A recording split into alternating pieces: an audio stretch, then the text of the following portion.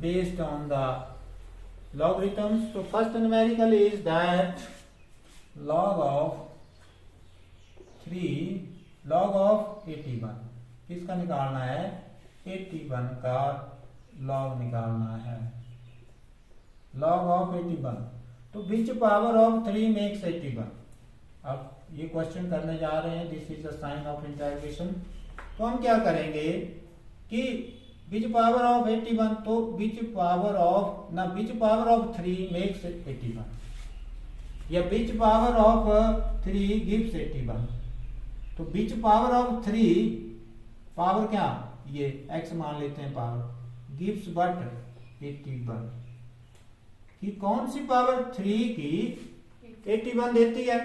तो जो दे रहे जिसको फाइंड आउट करने जा रहे हैं पावर को, वो x लिख दिया.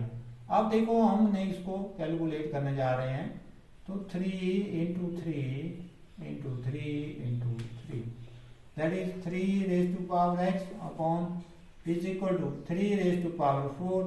अब बेस बराबर हैं तो इसकी बराबर होंगी, तो that is x is equal to 4.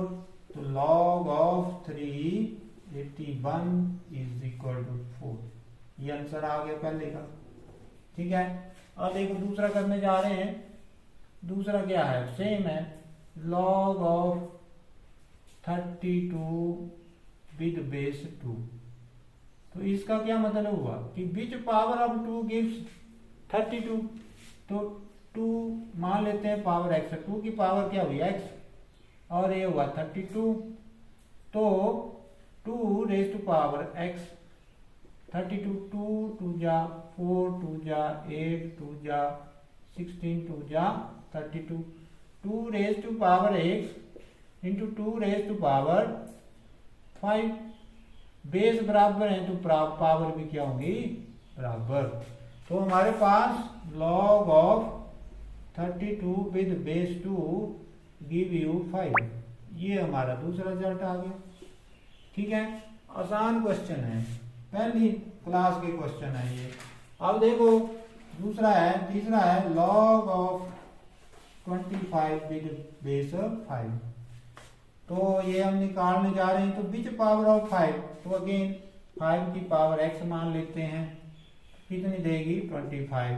तो 5 रेज टू पावर x, 5 की पावर 2. बेस बराबर है तो इंप्लाइज क्या हुआ? x बराबर है 2. तो log of 25 with base 5 give you 2. ये इसका रिजल्ट आ गया. अब उसके बाद चौथा क्वेश्चन है. चौथा क्या है? log of 25 with base 5. log of 5 नहीं बोलना, log ऑफ 25 विद बेस 5. तो विच गिव यू बट कि log ऑफ किसका log 125 का log क्या होगा? 125 का log क्या होगा अगर बेस क्या हो? 5 हो. बेस 10 भी हो सकता है. बेस 10 कब होता है? जब हमारा कॉमन लॉगरिथम होता है. तो यहाँ बेस क्या है? यहाँ 5 है.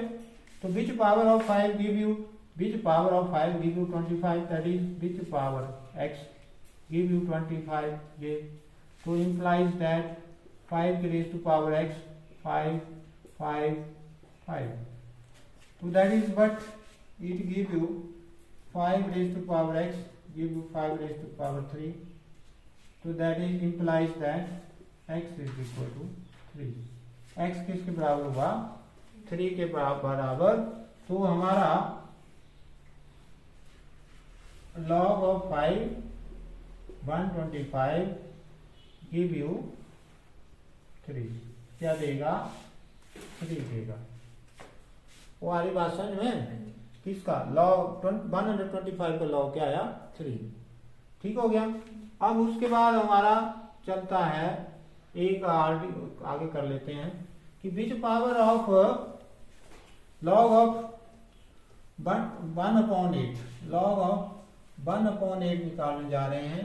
आज तारीख कितनी है? 20. तो log ऑफ बेस कितना है? 2. किसका निकालने जा रहे हैं? 1/8. Question number 5.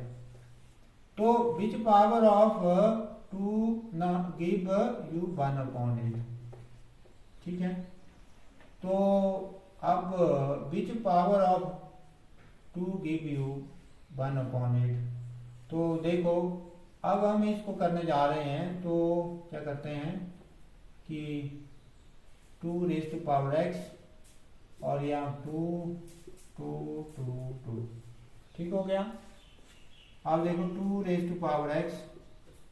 1/2 3, 2 x 2 -3, x is equal to -3। तो लॉग ऑफ 1/8 क्या हुआ, 1/8 क्या हुआ, log of 1/8 with base 2 give you -3। ये रिजल्ट आ गया। अब उसके बाद क्वेश्चन नंबर 6 के ऊपर जाते हैं हम लोग। बट इस question number 6 is question number 6, that is log of 4 with power with base 1/2। ये ब्रैकेट लगानी है, इसमें छोटा करके लिखते हैं नीचे 1/2, ऐसे क्या होगा, ठीक है। तो इसमें विच पावर ऑफ 1/2 गिव यू 4। तो इसको अब 1/4 में convert, which power of 1/2 give you 4। तो देखो 1/2 रेज टू पावर x, अब इसको 2 रेज टू पावर 2। अब इसको क्या करते हैं, इसको हम लोग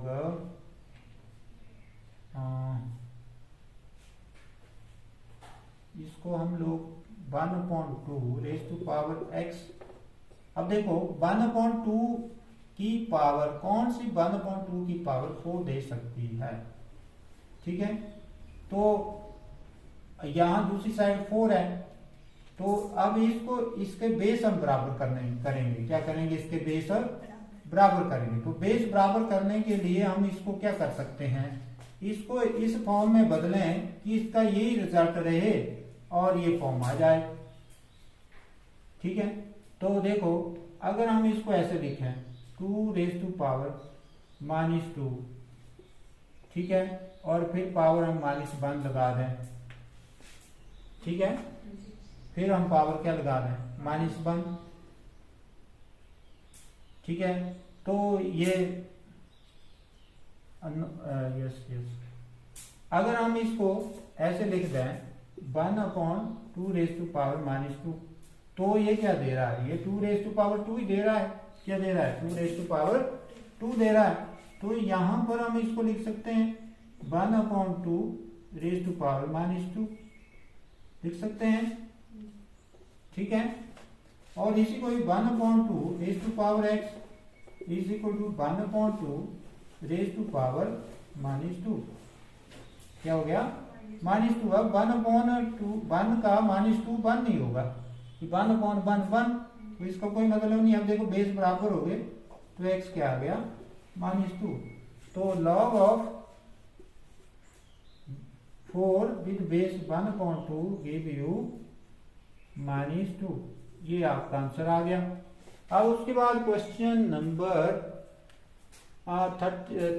7 है, ये खुद करना है, 8 भी खुद करना है, और आपने 9 देख लेते हैं। Question number 9, question number 9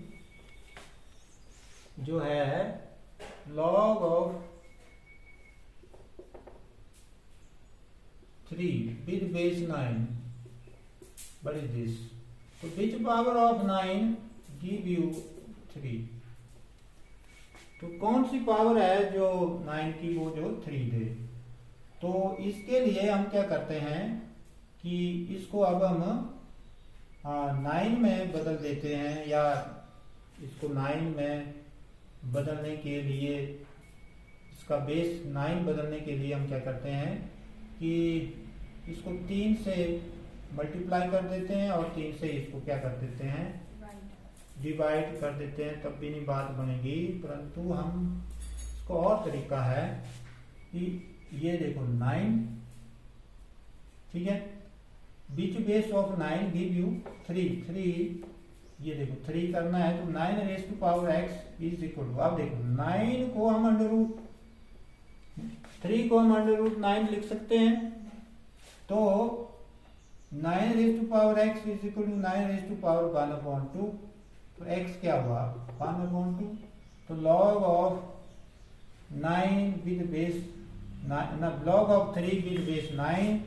give you 1/2। ठीक है, कि अंडर रूट 9 का अंडर रूट 9 क्या होता है 3 के बराबर, तो अंडर रूट क्या है, अंडर रूट है पावर, अंडर रूट क्या है पावर, पावर क्या होती है 1/2। तो वैसे अब ये हमारे क्वेश्चंस कंप्लीट हो चुके हैं। अब हम दूसरे क्वेश्चंस करने जा रहे हैं जो हमारे फार्मूले के ऊपर बेस्ड हैं। तो जो फार्मूले के ऊपर बेस्ड क्वेश्चन है दैट इज वेरी इजी। अब पहला क्वेश्चन है क्वेश्चन नंबर 10। देखो t is equal to 2 pi under root l upon g, ये करने जा रहे हैं। On taking the logarithm of both sides, the log of t is equal to log of 2 pi under root l upon g. What is 2 pi under root l upon g? This is the time period of simple pendulum. Simple pendulum का जो time period है that is depends upon the length of the pendulum and acceleration due to gravity of the pendulum. Means time period of the simple pendulum is inversely proportional to the acceleration due to gravity. कि जहां acceleration due to gravity कम होगी वहां पर time period ज्यादा होगा, और जहां acceleration due to gravity ज्यादा होगी वहां टाइम पीरियड कम होगा, या वाइस वर्सा। तो इसी बेस के ऊपर जो है हम बोलते हैं कि मून के ऊपर जो है वो एक्सेलरेशन ड्यू टू ग्रेविटी कम हो जाती है, टाइम जो है बढ़ जाता है। दूसरा जो है लेंथ के ऊपर, जो लेंथ सिंपल पेंडुलम की है उसके ऊपर डायरेक्टली डिपेंड करता है। अगर लेंथ इंक्रीज करेंगे तो टाइम पीरियड भी बढ़ेगा, परंतु it is independent of the mass of Bob. जो बॉब होता है नीचे को लगा हुआ उसके मास या वेट के ऊपर डिपेंड नहीं करता है कि जितना मर्जी बड़ा बॉब लगा दो, मास लगा दो, उसके ऊपर डिपेंड नहीं करेगा कि आपने मान लो 20 किलो का या 1 क्विंटल का वेट लगा दिया उस पेंडुलम के साथ, तो आप बोलेंगे कि जी वो उसका टाइम पीरियड कम हो जाएगा। No, it is not possible, वो सेम रहेगा। It is independent of the mass of the bob. तो यहां से अब करने जा रहे हैं, देखो ये क्या है, this is M N, log of M N. तो लॉग ऑफ एम एन क्या हुआ, log of N plus N. तो log of T is equal to, ये एम इसको मान लेते हैं, इसको N, log of 2 pi plus log of under root L upon जी। अब देखो लॉग ऑफ टी हो गया, अब फिर ये एम एन बन गया, ये 2m ये एन, तो इसको फिर log of 2 plus log of pi, और ये log of L upon G raise to power 1/2 power आ गई। अब इसमें log of T is equal to log of 2 plus log of pi plus, अब देखो this is log M raise to power N, log M raise to power N. तो हम लोग क्या करेंगे 1/2, क्या करेंगे इसको 1/2, क्योंकि हमने फार्मूला पढ़ा हुआ है log raise to power x, m raise to power n क्या होता है एन लॉग एम, तो एन यहां आ गया लॉग एल अपॉन जी। अब देखो log of T is equal to log of 2 plus log of pi plus 1/2। अब देखो log of m upon n, log of m upon n, तो ये क्या हुआ log of m minus log of n. तो इस ढंग से ये आर्टिकल आप लोगों ने करना है, ये रिजल्ट आ गया। वैसे अगला है, ये अगला आपने खुद करना है, ये मैं करवा देता हूं। क्वेश्चन नंबर 12 करने जा रहे हैं हम लोग, परंतु इससे पहले ये यहाँ पर log of m minus n नहीं होगा, यहां पर होगा log l minus log g, क्योंकि m क्या है l और n क्या है g, तो ये होगा, ये रिजल्ट होगा। फार्मूला लगाया हमने यहाँ पे log m upon n, that is log m minus log n। तो इस ढंग से अब नेक्स्ट आर्टिकल करने जा रहे हैं क्वेश्चन नंबर 11 आपने खुद करना है 12। तो 12 आसान है। अगेन के raise to k p b gamma, that is the adiabatic process. Physics में आएगा ये सारी टर्में फिजिक्स की हैं, ये यूज होती है फिजिक्स में, इसलिए इसको दिया गया है यहाँ पे। तो question number 12, log of k is equal to log of p b gamma। ये तो log of k is equal to, अब देखो this is log of m plus n, तो log of p plus log of b gamma। So what is that? Give you log of k is equal to log of p plus, अब gamma आगे आ गया, gamma log of b। So this is all about these questions। And question number 13, that is h is equal to 2t upon r rho g। r रो क्या होता है? Density. तो again इसको भी करने जा रहे हैं। log of h is equal to log of 2t upon r rho g।